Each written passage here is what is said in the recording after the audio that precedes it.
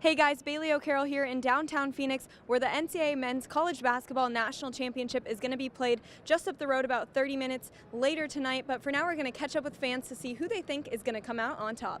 Welcome into HouseOfSparky.com. I'm Bailey O'Carroll, joined as always by Kaylin Jones, co-editor and ASU football expert. Kaylin, ASU on the road this week. They're at Washington. They're going to try to snap that 4-game losing streak.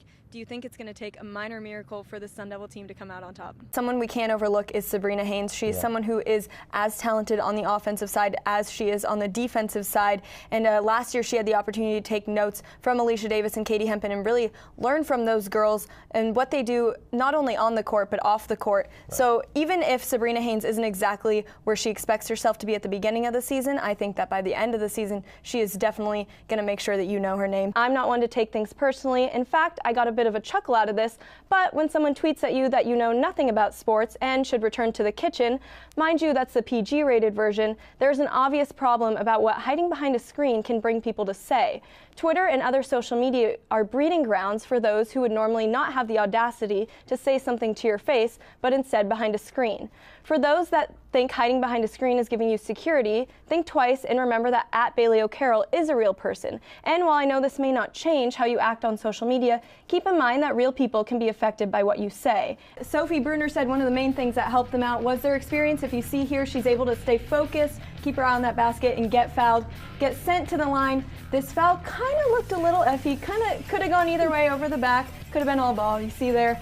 But regardless, got to the line, made her free throw, and was able to help her team onto a win. On Sunday, Oregon State tied ASU's consecutive win streak at 23. Last night, the Beavers lost in a close one, 3-2 against Washington. Sun Devil fans can breathe again because with that loss, Arizona State's win streak stays intact. All right, let's move into some top plays. What do we have first? We start off on the baseball field. Lyle Lynn making the grab, and he's able to get the slide into first base, saving that play for the Sun Devils. Building a tradition is hard. Building a tradition of winning that has lasted for nearly 2 decades is even harder, and something very few coaches will ever do. Xavier girls varsity tennis head coach Lori Martin has led the Gators to 18 state championships, creating a high school tennis dynasty that draws players from across the valley. There is definitely a factor of how our record in the past has kind of built up our expectations of our team to win, and that kind of puts a lot of stress on us if we don't have as good of a team one year. Tennis wasn't always in the game plan for Martin. It was only when she herself was cut from her high school tennis team that she gained a new perspective on just how important tennis was to her. And I was the last person that was cut from the team, the very first time that I tried to make the tennis team. And that was really hard on me. And so as I was going forward in life, I felt it was really important to offer these girls the opportunity to play a sport in high school. Now Martin knows that championship caliber teams aren't built overnight, which is why she takes the time to work one-on-one with her players day in and day out. Watch what my wrist does. You almost get me? Yeah. All right. Open. There you go. She was just so proud of me in a way that I never felt like a coach ever felt that way. So like she acknowledged the work that I put in, and just I knew that she cared in a way that like none of the other coaches I had cared.